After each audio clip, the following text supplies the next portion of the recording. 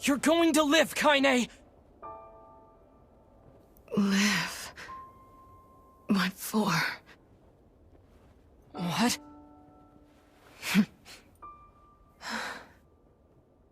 I had my revenge. And now it's over. Oh, now, see here, this is rich. Weiss? We help you in some mad quest for vengeance, and now you think to bid us adieu? How can a fighter so skilled be cursed with such a thick head? A true warrior would fight. They would give all in the service of their friends. Friends? That's right. He's right. Kaine, we're friends now. See here, that was hardly the point. Okay, then what is the point?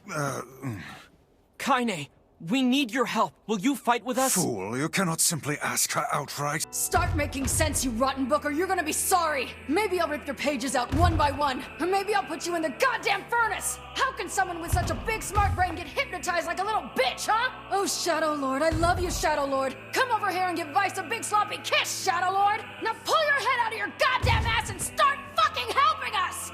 Huh? Bitch.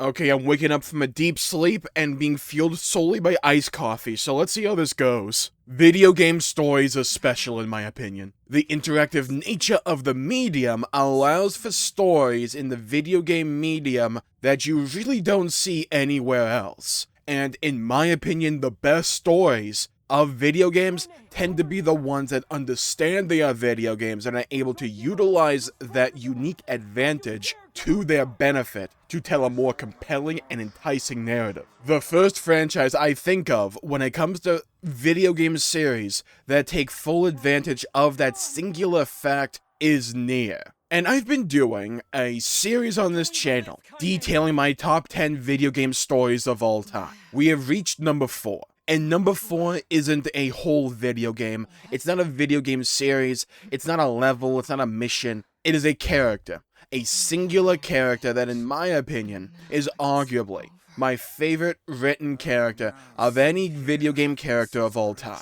A character that I think is so well written, so game-breaking, and so incredibly written and cared for that she makes the game series so much more compelling, even in her absence. That character is Kaine from Nier Replicant. Nier Replicant is already a game with arguably some of my favorite characters of any game of all time, all of them being the main cast of characters. The MC Nier, our lovable floating skeleton Emil, our floating book banter machine Grimoire Weiss, and the subject of today's video, Kaine. I cannot hope to do a proper digest of Kaine's character in a singular video. So if you want me to do an entire series breaking down her character and the moments in the story detailing exactly why I love this character so much and going full spoiler on this one, leave a comment down below and like the video, and we'll see what I can do for you all. But when it comes to the character of Kaine, I have to talk about some spoilers for Nier Replicant here. So never say that I didn't warn you. Kaine is a character that is often misunderstood in both the story she is written in, but also in the reactions to said story. There's a few components to a character that I deem to be inherently invaluable to making me really care and love a character. They are telling an interesting story with said character, having that character be a entertaining part to the story, having that character have amazing interactions with the other characters in the story, being engaging in some form of fashion, whether you find that character enjoyable, annoying, or you really love to hate them. For me, I love to love Kaine. And for me, this is more personal preference, but for me, I like a character that I like to call a gravity character. And I'm not even sure if I ever used that term before, if I used a different one before and it's forgot the original one that I used. But in my opinion, a gravity character is one of those characters that whenever they're in the scene, the entire scene is almost invariably drawn towards them. They are that captivating, that important, that impactful in the narrative that whenever they are an active part of it or they're ever in the scene is inevitably drawn towards them. Think of characters like Emmett Silk from Final Fantasy XIV, Sephiroth from Final Fantasy VII, Cloud from Final Fantasy VII, Arbiter, Master Chief, and Cortana from the Halo franchise, Captain Price or Victor Reznov from Call of Duty, Kratos from God of War, and your deteriorated mental state while playing Crash Bandicoot. These are characters that whenever they're in the scene, whenever they're doing something, you care about it. Because whatever they're doing is impactful and important, but also engaging. You care about seeing those characters again because they make the story they are in 10 times better because of their inclusion.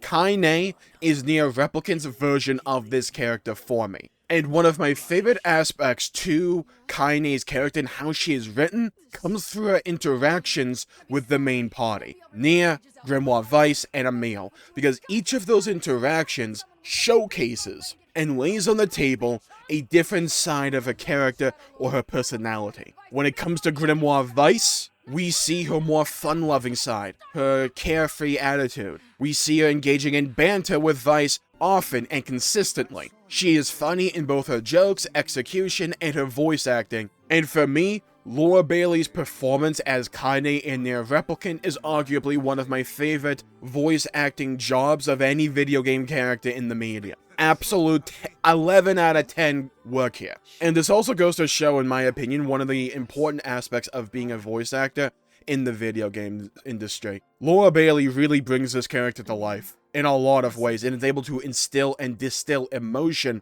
from this character in so many important scenarios and just make this character all the more memorable. For me, voice acting is an extraordinarily important role in video games. That's personal preference, but to me, Laura Bailey knocks it out of the park. And really, all the cast of Nier Replicant does that as well, but Laura Bailey especially. Right, so we covered her interaction with Grimoire Weiss, the more fun-loving, banter-filled side that makes me laugh every time I hear it. Every joke or insult that Kaine dishes out makes me laugh. I'm not joking about that. Everything hits for me. Well, there's two other main characters. What about Emil and Nier?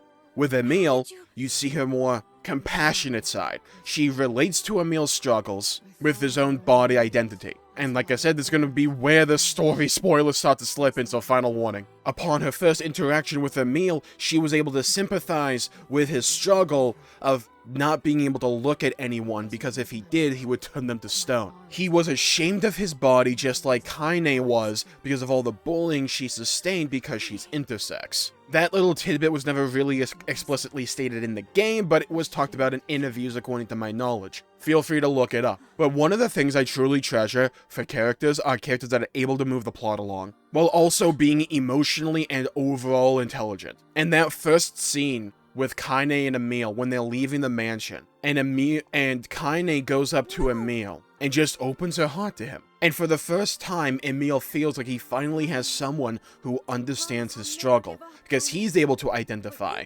that Kaine has a shade inside of her. And because of that, and because of, again, she was intersex and was bullied relentlessly back in the area for that, she's able to relate to not liking your own body, which is something that Emil suffers from. And then, again, icing on the cake, later on, when Emil's able to free her from a petrification after she was willfully capable of sacrificing herself to protect the one she cares about. There's, again, so many little aspects and scenes to talk about when it comes to the character of Kaine and why I like her so much. It legit feels like a character that was designed specifically for me when it comes from a character-driven standpoint. She's able to immediately identify Emil in his new skeletal form. She doesn't need convincing, she doesn't need anyone to point in the right direction. She is able to immediately ascertain who Emil is. And that made all the difference to Emil, who was suffering from this overwhelming hatred of his new body and fear of what he had just become. Because he may now be able to look at people now, but they would never look at him the same. But Kaine made him feel normal, made him feel wanted, make him feel like he belongs. A key aspect and feeling that Kaine was rarely ever afforded herself. We see her compassionate side when it comes to the character of Emil, and her reaction to Emil's apparent death later on at the end of Route A brings us brilliantly into her interactions with the character of Nier, which start out hostile until you beat the ever-loving dog crap out of her at the beginning, and then after defeating the Shade Hook, blossoms first into a friendship and later on into romantic feelings. Kaine, up to the point where Nier met her, had two main purposes for living up to that point in her life. Because she was relentlessly bullied, she really didn't have anyone special to her outside of her grandmother. But when Hook took her grandmother away from her, she took one reason for living and gave Kaine another: revenge. But when Hook died, after being impaled like a Costco rotisserie chicken on the spires of the air, Kaine got another reason to live. Because she had just lost her other reason, revenge. She was revenge motivated. She wanted to get stronger and was willing to take in Tyrant and let Tyrant possess her body to live in order to get stronger to defeat Hook. Now that Hook is defeated and gone, well, she now has a new reason to keep going. Her connection with Nier, a person she had just met but who had accepted her wholeheartedly, without reservation, without pause, who also took the time to explicitly help Kaine in her endeavor to take down Hook. He was strong, formidable, had a kind heart, and was willing to accept her no matter what. And with Grimoire Vice in tow and also accepting of her, she developed a new reason to keep going: friendship. And despite Grimoire Vice saying how corny that was, it made sense for the character of Kaine. What I really like about Kaine as a character is she never dwells on anything. I really appreciate that. She always feels like her reactions to some kind of stimulus in the game's story feels natural and warranted. Never does it feel gamified, never does it really feel arbitrary. It feels like it belongs and it's a natural reaction when you consider her circumstances and where she is at currently to the scene happening right there. It's one of the aspects of her character that I really find interesting and compelling. Because when it comes to identifying characters you really like, and your favorite game characters of all time, inevitably, your subjective, well, it's all subjective at the end of the day, but your subjective preferences will always reign supreme. And the personality of Kaine and how she's able to quickly adapt and move on from things is one of the things I really appreciate about her character. Alongside her personality, alongside her, let's call them sentence enhancers like we're a SpongeBob episode, she makes me laugh consistently, and also her character story as well is compelling. And throughout the story of Nier, her reactions with Nier develop more and more and more and more. And to me culminate when Emil is dead, apparently. When she thinks Emil, her dear friend, has sacrificed himself to save Kaine, Vice, and Nier to keep going, Kaine could have easily spiraled from there. Another depressive episode, another reason to not keep going. But she still had Nier. And I think it is at that moment when she channels her anger and beats the dog crap out of Nier, who just kind of takes it. And I'm kind of convinced he liked it. I think she even realizes that the feelings she had for Nier at that moment were no longer just friendship, they were romantical. That one meme has corrupted me so much I actually said that word. Her feelings were romantic. They didn't have to say it.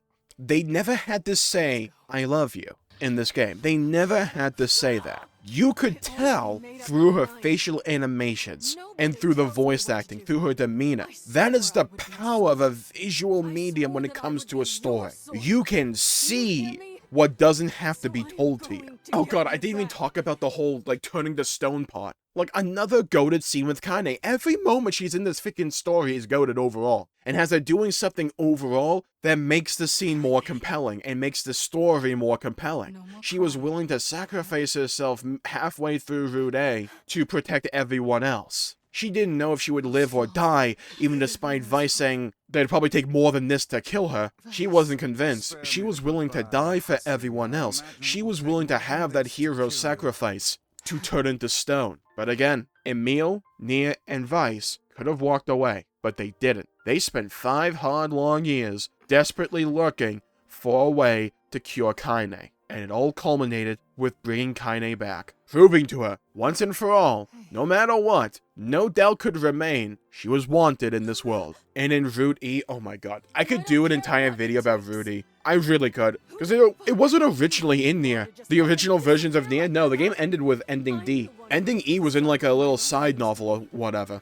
But with the remake or remaster, whatever you want to call it, they brought in Ending E and made it a part of the game. And oh my god, it's so good. Like I said, spoilers ahead, as if I haven't been already spoiling this entire video. Nier sacrificed himself in Ending D to bring Kaine back. Another party member of Nier Replicant that was willing to sacrifice themselves to save Kaine. But Kaine couldn't go on into that good night. Just like Nier and Emil did, she had to go in with tireless effort to save Nier, even when she had completely forgotten him because of the nature of Nier's sacrifice being written explicitly out of the world's data, which I promise you makes sense within the confines of the story, kinda. Even when the world forced Kaine to forget about Nier, she couldn't. And due to a vague urge, she moves on into the memory tree, into Sleeping Beauty, the tree in the forest of myth. She doesn't bother to ask questions, she has a singular goal. She is Captain Ishmael, not Captain Ishmael, oh my god.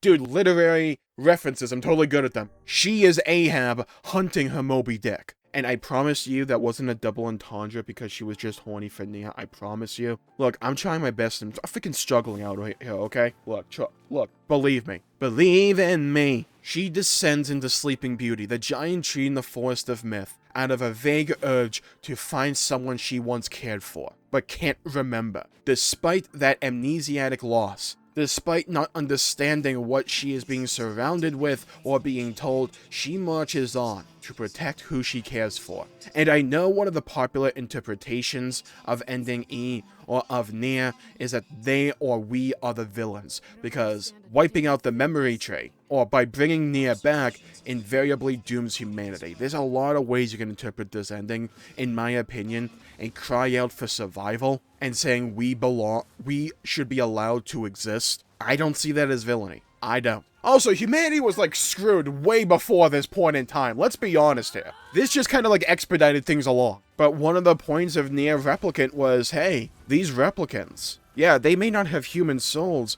but they have sentience all the same. They have thoughts, emotions, and should have a right to live just alongside the souls of humanity. For most of the game, we didn't realize that the shades we were killing were human souls. Did that deter me once I figured that out? Hell no. But I'm just saying, Kaine was able and willing to go against the entire world, and no matter what the obstacle that stood in her way, was willing to do whatever it took to bring Nier back. For me, it was heartwarming, it was engaging, and it was bad freaking ass. And I think my conclusion when it comes to the character of Kaine is that, as a character, she is composed of pretty much every aspect of being a character that I find engaging. She's fun, she swears a lot, she's relentless, ruthless, doesn't dwell on stuff, impactful, and makes every scene she is in far better for her conclusion. And because of all those reasons and more that I could get into, she is arguably my favorite character of all time, of any game. Okay, look, I really like Master Chief from Halo because I grew up with Halo, but I mean, come on, dude.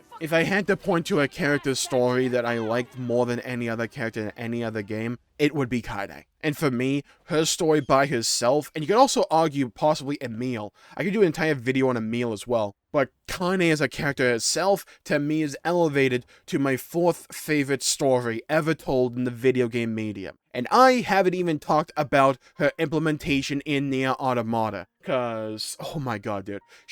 That's an entire video in of itself. God, it's so good. It really is. I love Nier. I really do. Such a goated game and series. But with that, I think I'll call it there for the day. Remember, if you want me to do an entire video series on the character of Kaine and breaking her down scene by scene, leave a comment down below and leave a like on this video. Let me know. And if you want to see more videos in the future and what my top 3 video game stories of all time are, please make sure to subscribe and hit the bell icon to be notified when I upload and stream in the future. Stay safe out there, everybody. Have a great day. Hope you enjoyed the video, and I'll see you all next time. Bye-bye, everybody. Until we meet again.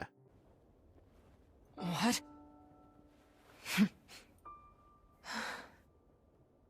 I had my revenge, and now it's over.